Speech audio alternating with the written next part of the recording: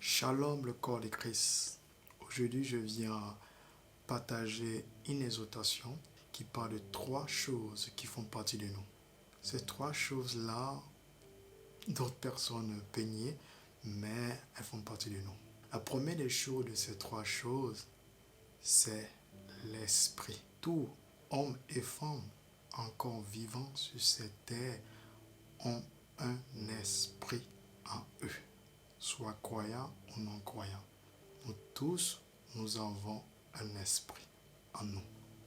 Et d'où vient cet esprit? En théologie, il y a une étude qui s'appelle la pneumatologie, qui étudie l'esprit, surtout l'esprit de Dieu.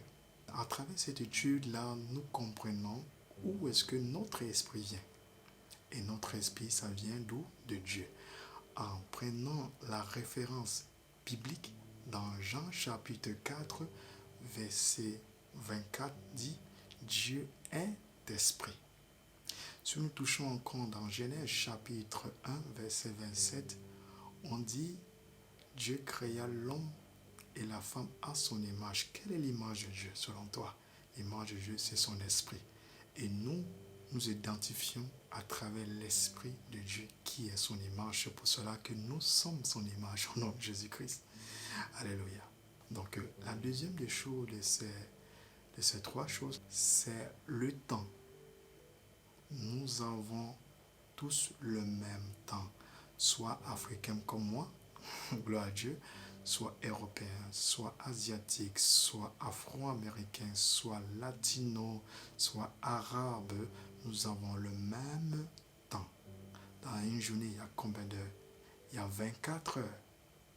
Donc moi, j'ai ces 24 heures aussi. Et toi aussi, ma soeur, mon frère, tu as ces 24 heures. Et toi, mon frère handicapé, ma soeur handicapée, tu as les mêmes 24 heures là.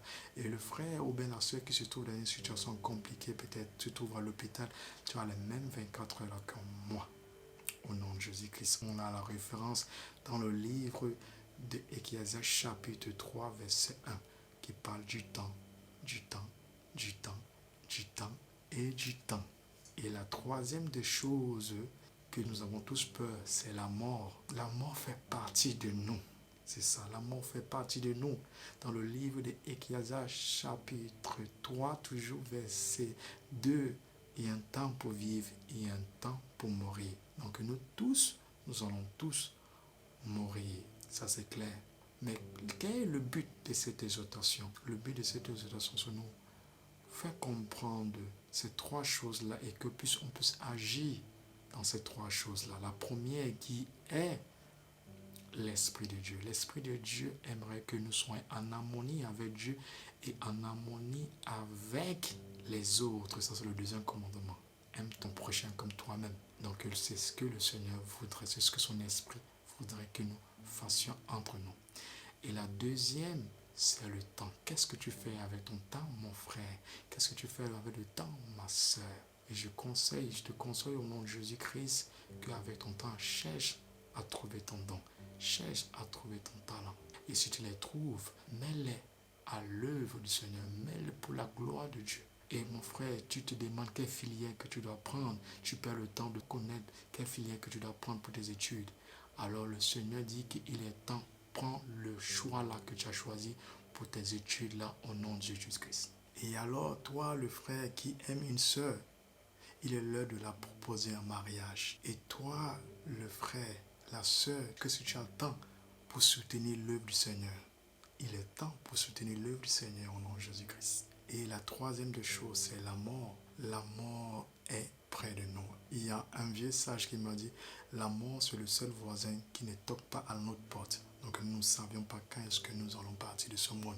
C'est pour cela que je viens aujourd'hui. Comme tu es encore en vie, pourquoi ne pas pardonner le frère? Pourquoi ne pas pardonner ta soeur? Pourquoi ne pas te réconcilier avec ta famille, avec ceux que tu as blessés dans le passé ou bien avec ceux qui t'ont blessé? C'est pas facile, je sais, mais demande le Seigneur de te guérir et puis tu pourras aller vers ceux que tu as blessés ou bien ceux qui t'ont blessé au nom de Jésus-Christ. Je suis le frère blessé et je parle à travers CCM au nom de Jésus-Christ.